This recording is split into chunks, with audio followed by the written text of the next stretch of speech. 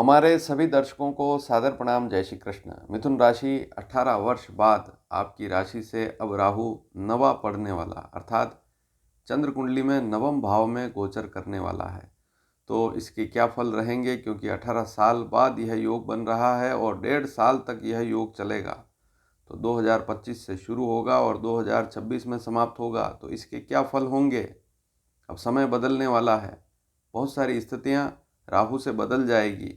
तो किन किन बातों पर ध्यान भी देना है और कौन से ऐसे काम है जो आपके पूरे होने वाले हैं, कौन कौन से लाभ मिलने वाले हैं, इस विषय पर आज चर्चा करेंगे। तो राहु जब भी किसी राशि पर चलता है तो उस राशि पर अगर आ गया तो 1.5 साल तक उसी राशि पर रहता है। फिर राहु वक्री भी चलता है, इसलिए फिर ठीक 1.5 साल बाद पीछे वाली राशि पर चला जाता है। तो राहु की गति वक्री होने से यह मीन राशि को छोड़कर अब कुंभ राशि पर प्रवेश करेगा। मीन राशि पर कब था या चल रहा है? 30 अक्टूबर 2023 से लेकर रात शाम की 5:42 से यह शुरू हुई स्थिति मीन पर शुरू हो गया और 18 मई 2025 रात्रि 7:30 बजे तक यह मीन राशि पर ही रहेगा।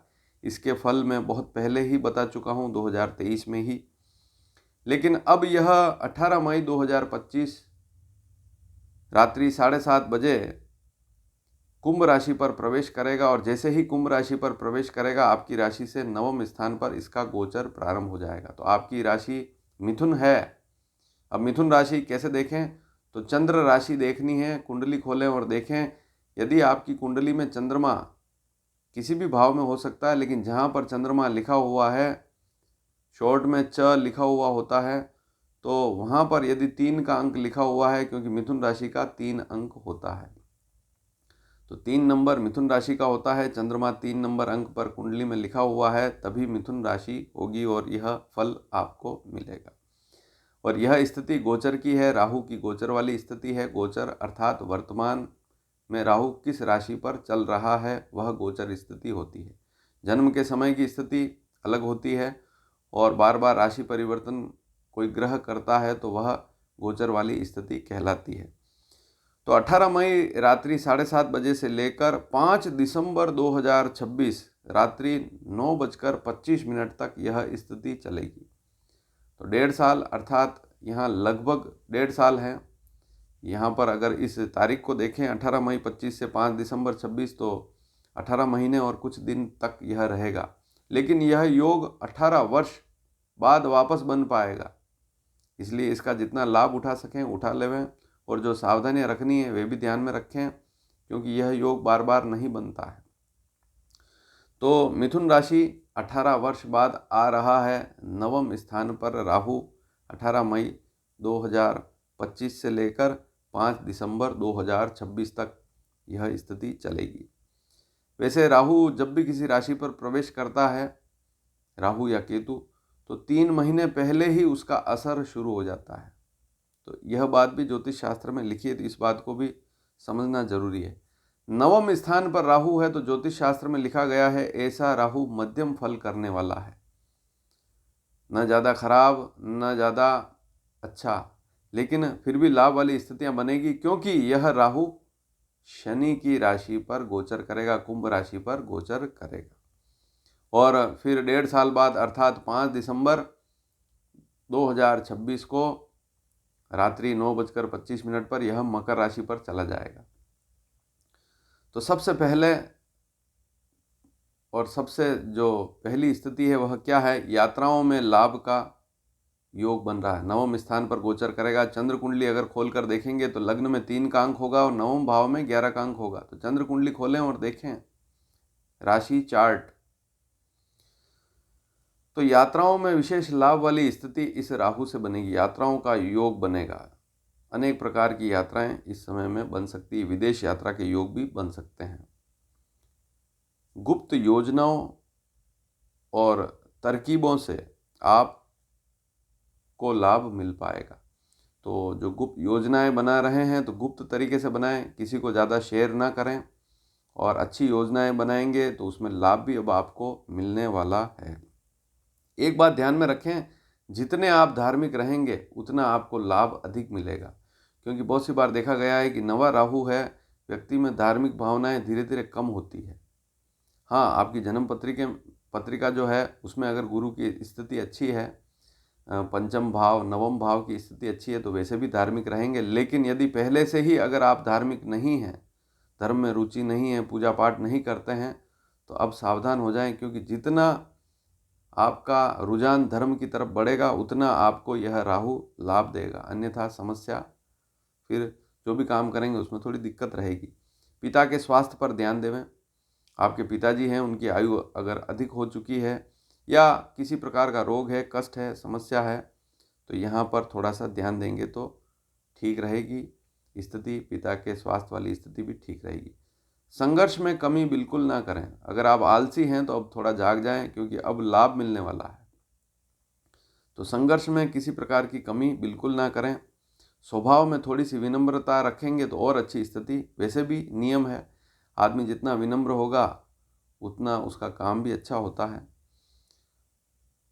दान पुण्य में भी जितनी रुचि रखेंगे उतना आपके लिए अच्छा रहेगा। तो धार्मिक रहेंगे, दान पुण्य करेंगे, शुभ यात्राओं का योग भी बन सकता है। जिनकी कुंडली में पहले से ही गुरु की स्थिति अच्छी है, नवम भाव पंचम भाव की स्थिति अच्छी है और आयु अधिक है, मान लीजिए अब रिटायर्ड हो चुके हैं, तो शुभ यात्राओं का योग बनने वाला है, अच्छी यात्राएं होगी, धार्मिक यात्राएं हो सकती है। अचानक भाग्य का विकास होना, अचानक कोई लाभ मिलना, यह राहु से बनेगा। अधिकार और मान सम्मान की वृद्धि होगी, तो कोई अधिकार मिल सकता है, नया पद मिल सकता है और मान सम्मान की भी वृद्धि होगी। लोगों के प्रति सद्भावना जितनी आप रखेंगे, अच्छा बोलेंगे, सद्भावना रखेंगे, तो और अच्छी स्थिति इस राहु में बनेगी। शरीर में भी लाभ वाली स्थिति रहेगी। तबादला या नई नौकरी मिल सकती है, या तो आपका ट्रांसफ़र हो सकता है, नौकरी में है कहीं ट्रांसफ़र हो सकता है दूर स्थान पर, थोड़ा सा वहाँ पर आपको तकलीफ रह सकती है, तो इस बात पर ध्यान जरूर देवें। और नई नौकरी मिल सकती है, सरकारी नौकरी के लिए प्रयास कर रहे हैं तब भी मेहनत करें, आपको इस समय में लाभ अवश्य मिलेगा। कोई कंपटीशन एग्ज़ाम है, मेहनत अच्छी करेंगे तो यह राहु आपको लाभ देकर चला जाएगा अचानक। और एक बार अगर कोई सरकारी अच्छी नौकरी लग गई तो ज़िंदगी भर फिर आपके लिए कोई समस्या वाली बात ही नहीं। थोड़ा आलस्य भी दूर होगा, राहु आपको जगाएगा। गुस्से में भी ठीक स्थिति है, कोई ऐसा ज़्यादा गुस्सा नहीं रहेगा, गुस्से में कमी रहेगी। और सीमा से परे विचार थोड़े से बन सकते हैं, लिमिट से ज़्यादा सोचना, विचार करना, और उससे फिर नई योजनाएं भी बनेगी और उनका क्रियान्वयन भी होगा तो लाभ भी मिलेगा। तो नई योजनाएं बनेगी, ज़्यादा सोचेंगे, कोई विचार करेंगे, नया कुछ काम कर लूँ। तो व्यापारी लोगों के लिए विशेष बात है, कोई नया व्यापार शुरू करना चाहते हैं तो कर सकते हैं। नया विचार बनेगा, नई योजनाएं बनेगी और क्रियान्वित होगी।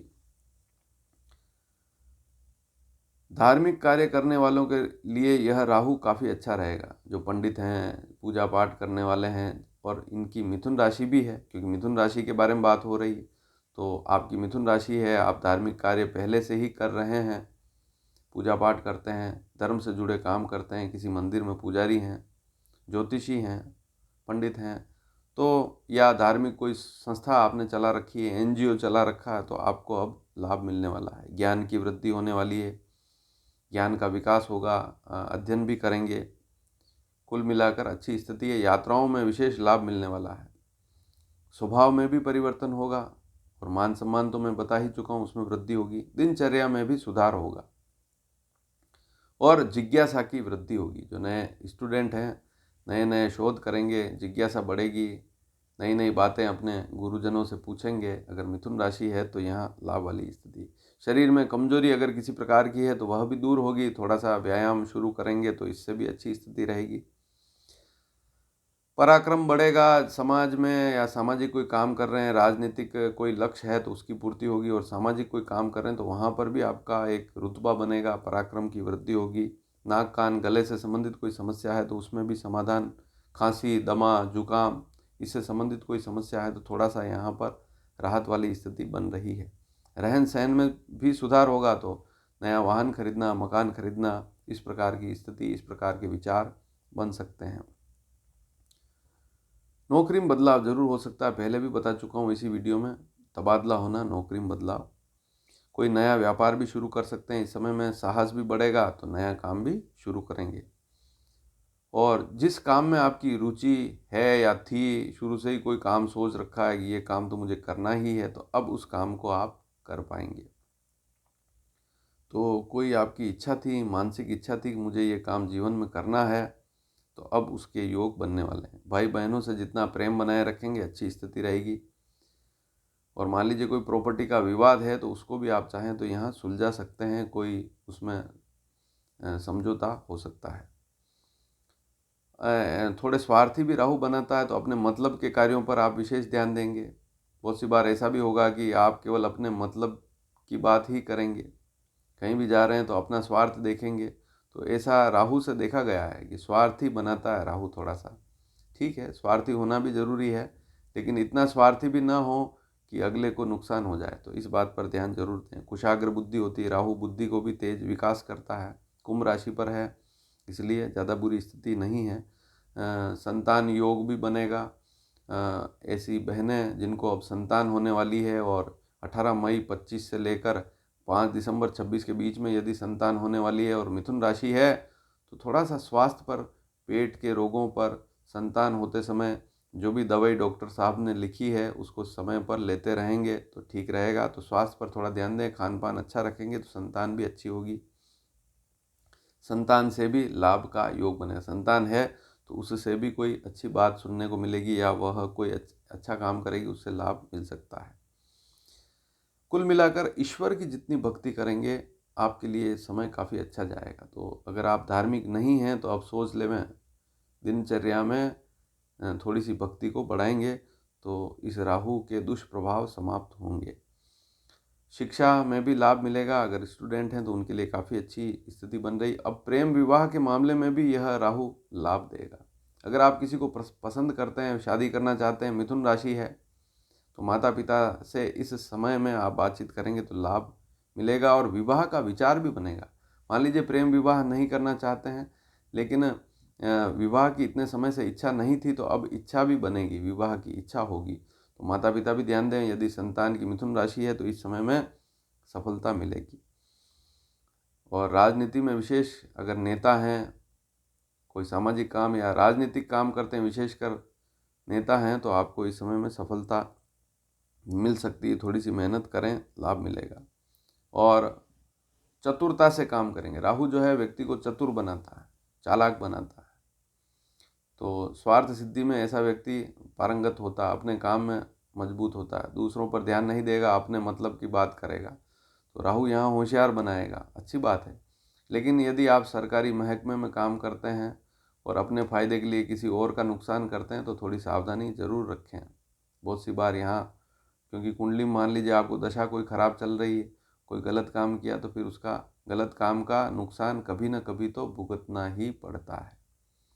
अब धार्मिक बने तो क्या पूजा पाठ करें? अगर मान लीजिए अगर और अच्छी स्थिति रहे तो मैं पहले ही 2 वीडियो तो मैं डाल चुका हूँ, मेष और वृषभ की जानकारी दे चुका हूँ। आप चाहें तो उन वीडियो को भी देख सकते हैं।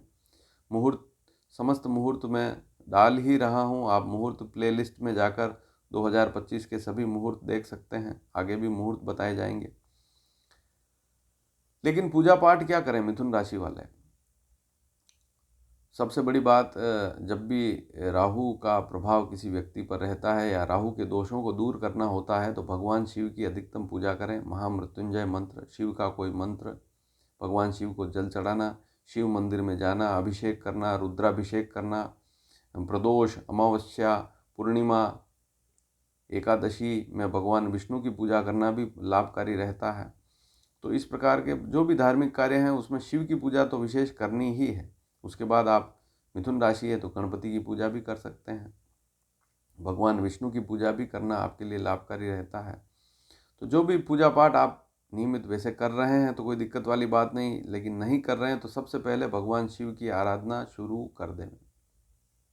शिव की पूजा जितनी करेंगे उतना ही आपको लाभ मिलेगा। दूसरी बात, राहु में हम देखते हैं कि जो अपंग व्यक्ति है, जो शरीर से लाचार है, कमज़ोर है, बहुत बूढ़ा है, बहुत मैले कपड़े पहने हुए हैं, बहुत बुरी स्थिति में है, जो कमा के खा भी नहीं सकता है, या कहीं रोड पर बहुत बुरी स्थिति में बैठा हुआ है, ऐसे व्यक्ति की सेवा करने से, उसको भोजन देने से, उसको वस्त्र देने से भी राहु के दोष दूर होते हैं। राहु यदि कहीं अशुभ करने वाला होता है तो ऐसे उपाय करने से लाभ भी मिलता है। तो उपाय करेंगे तो लाभ अवश्य मिलेगा।